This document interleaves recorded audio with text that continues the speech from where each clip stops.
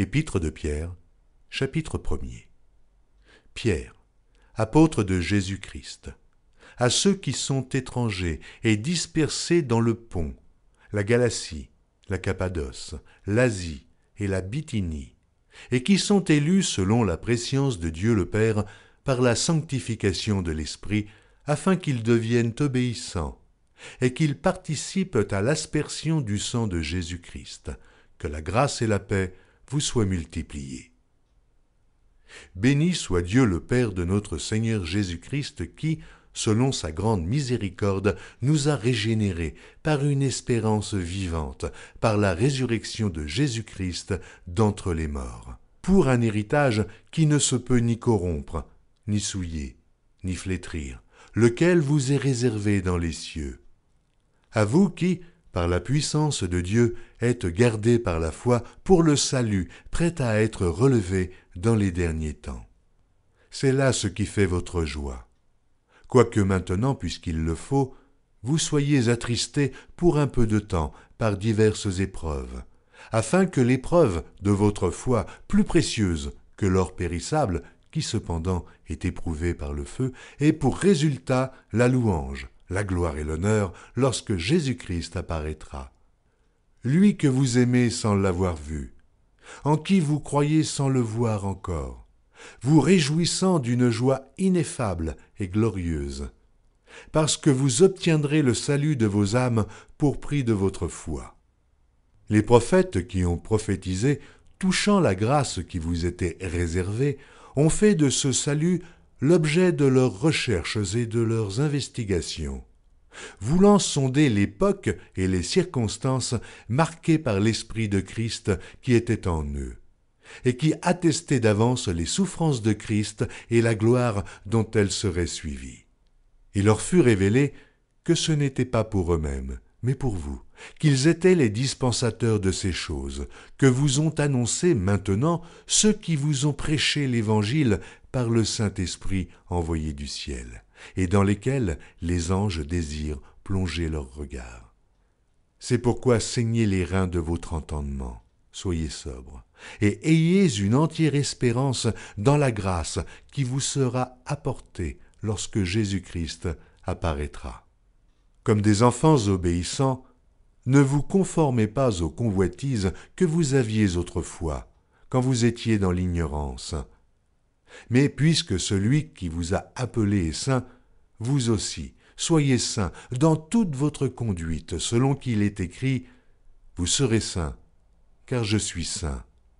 Et si vous invoquez comme Père celui qui juge selon l'œuvre de chacun, sans acception de personne, conduisez-vous avec crainte pendant le temps de votre pèlerinage, sachant que ce n'est pas par des choses périssables, par de l'argent ou de l'or, que vous avez été rachetés de la vaine manière de vivre, que vous avez hérité de vos pères, mais par le sang précieux de Christ, comme d'un agneau sans défaut et sans tache, prédestiné avant la fondation du monde et manifesté à la fin des temps, à cause de vous, qui par lui croyez en Dieu, lequel l'a ressuscité des morts et lui a donné la gloire, en sorte que votre foi et votre espérance reposent sur Dieu.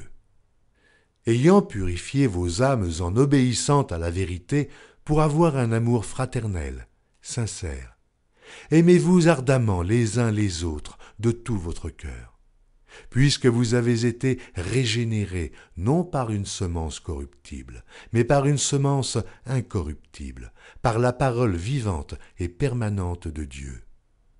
Car toute chair est comme l'herbe, et toute sa gloire comme la fleur de l'herbe. L'herbe sèche, et la fleur tombe.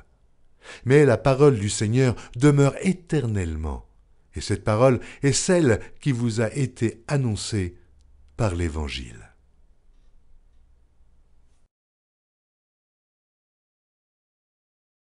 Chapitre 2. Rejetant donc toute malice et toute ruse, la dissimulation, l'envie et toute médisance, désirez comme des enfants nouveau-nés le lait spirituel et pur, afin que par lui vous croissiez pour le salut. Si vous avez goûté que le Seigneur est bon, Approchez-vous de lui, pierre vivante, rejetée par les hommes, mais choisie et précieuse devant Dieu.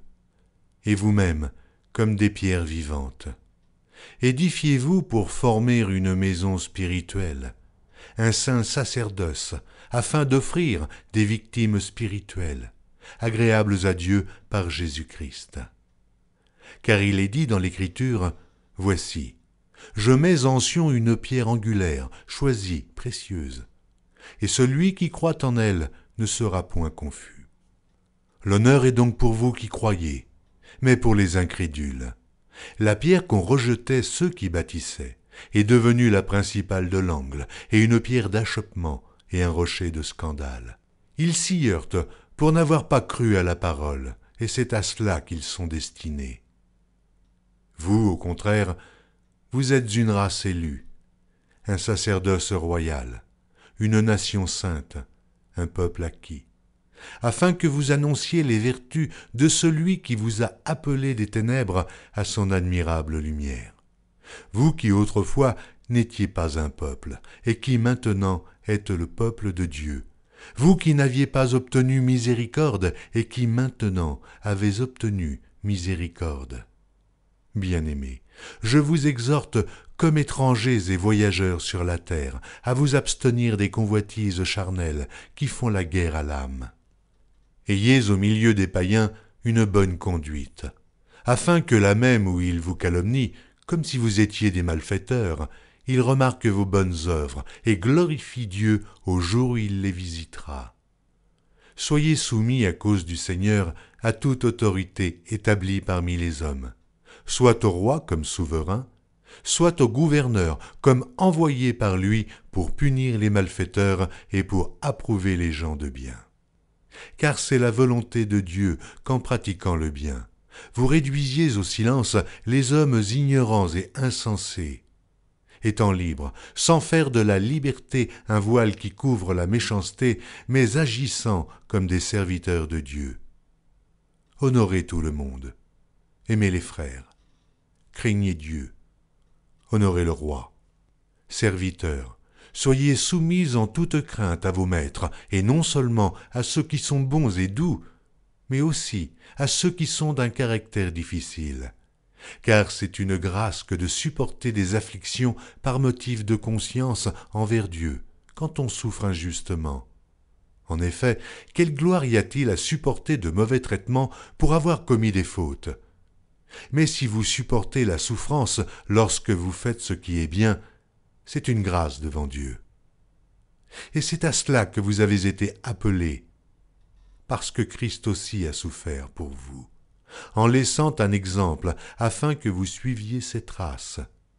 Lui qui n'a point commis de péché, et dans la bouche duquel il ne s'est point trouvé de fraude. Lui qui injuriait ne rendait point d'injure, maltraité ne faisait point de menaces, mais s'en remettait à celui qui juge justement. Lui qui a porté lui-même nos péchés en son corps sur le bois, afin que, morts au péché, nous vivions pour la justice. Lui par les meurtrissures duquel vous avez été guéris. Car vous étiez comme des brebis errantes, mais maintenant, vous êtes retournés vers le pasteur et le gardien de vos âmes.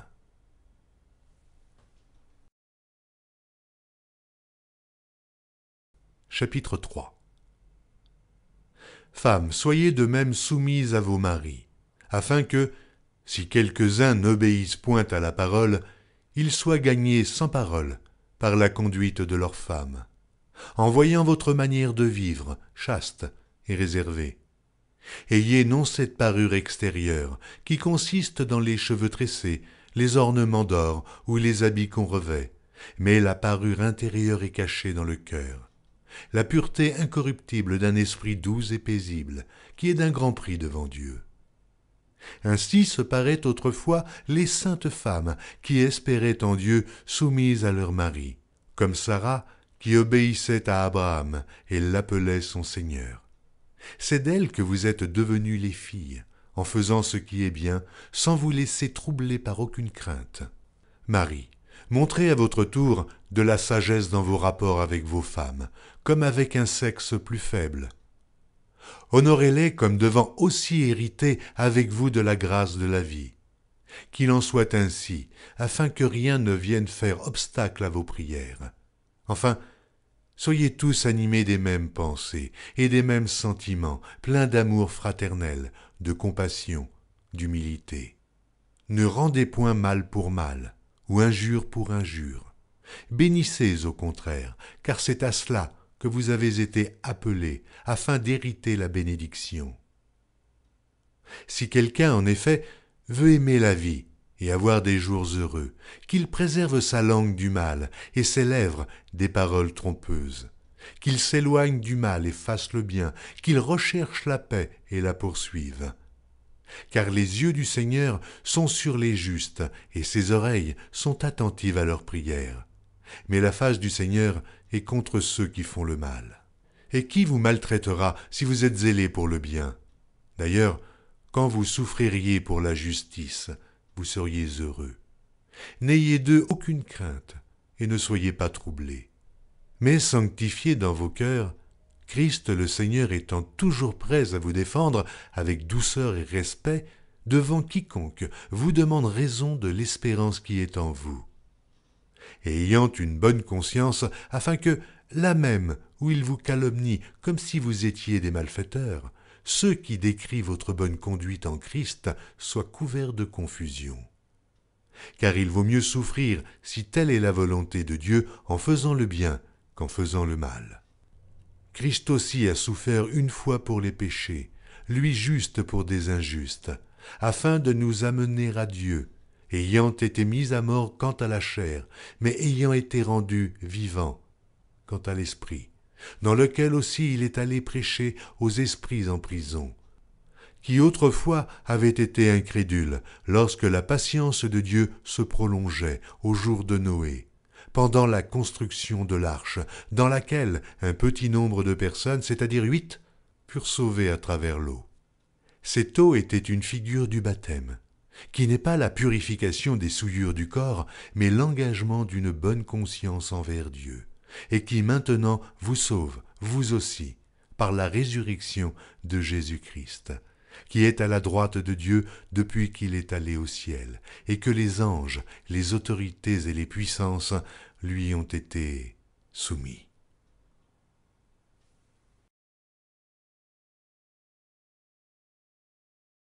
Chapitre 4.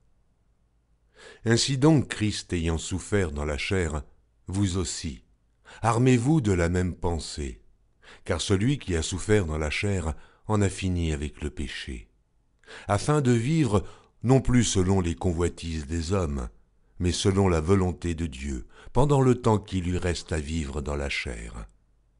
C'est assez, en effet, d'avoir dans le temps passé accompli la volonté des païens, en marchant dans la dissolution, les convoitises, l'ivrognerie, les excès du manger et du boire et les idolâtries criminelles. Aussi trouve-t-il étrange que vous ne vous précipitiez pas avec eux dans le même débordement de débauche, et ils vous calomnient. Ils rendront compte à celui qui est prêt à juger les vivants et les morts.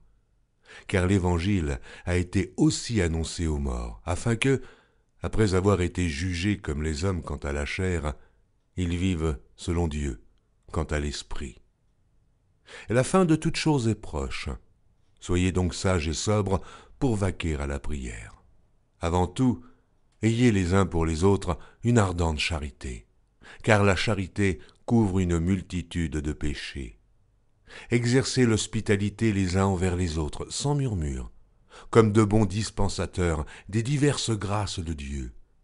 Que chacun de vous mette au service des autres le don qu'il a reçu.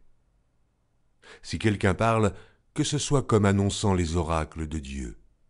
Si quelqu'un remplit un ministère, qu'il le remplisse selon la force que Dieu communique, afin qu'en toute chose, Dieu soit glorifié par Jésus-Christ, à qui appartiennent la gloire et la puissance au siècle des siècles. Amen.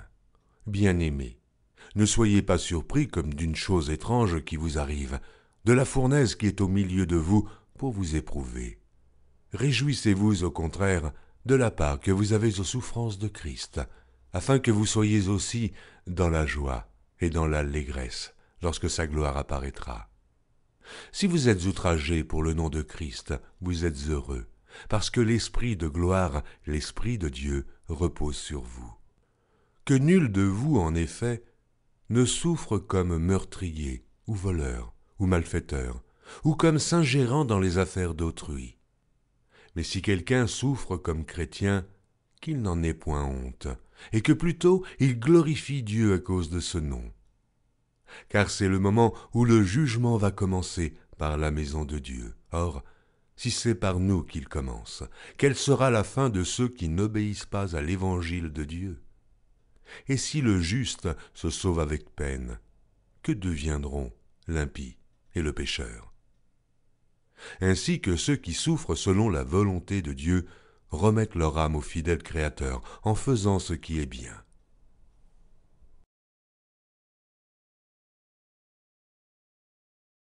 Chapitre 5.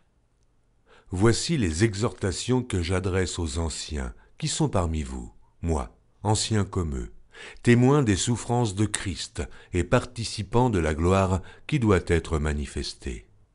Paissez le troupeau de Dieu qui est sous votre garde, non par contrainte, mais volontairement, selon Dieu, non pour un gain sordide, mais avec dévouement, non comme dominant sur eux qui vous sont échus en partage, mais en étant les modèles du troupeau. Et lorsque le souverain pasteur paraîtra, vous obtiendrez la couronne incorruptible de la gloire. De même, vous qui êtes jeunes, soyez soumis aux anciens. Et tous, dans vos rapports mutuels, revêtez-vous d'humilité, car Dieu résiste aux orgueilleux, mais il fait grâce aux humbles. Humiliez-vous donc sous la puissante main de Dieu, afin qu'il vous élève au temps convenable. Et déchargez-vous sur lui de tous vos soucis, car lui-même prend soin de vous. Soyez sobres, veillez. Votre adversaire, le diable, rôde comme un lion rugissant, cherchant qui il dévorera. Résistez-lui avec une foi ferme, sachant que les mêmes souffrances sont imposées à vos frères dans le monde. Le Dieu de grâce, qui vous a appelé en Jésus-Christ à sa gloire éternelle, après que vous aurez souffert un peu de temps, vous perfectionnera lui-même, vous affermira, vous fortifiera, vous rendra inébranlable. À lui soit la puissance au siècle des siècles.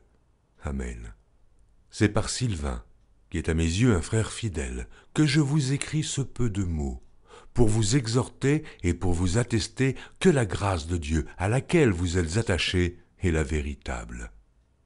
L'Église des élus qui est à Babylone vous salue, ainsi que Marc, mon fils. Saluez-vous les uns les autres par un baiser d'affection.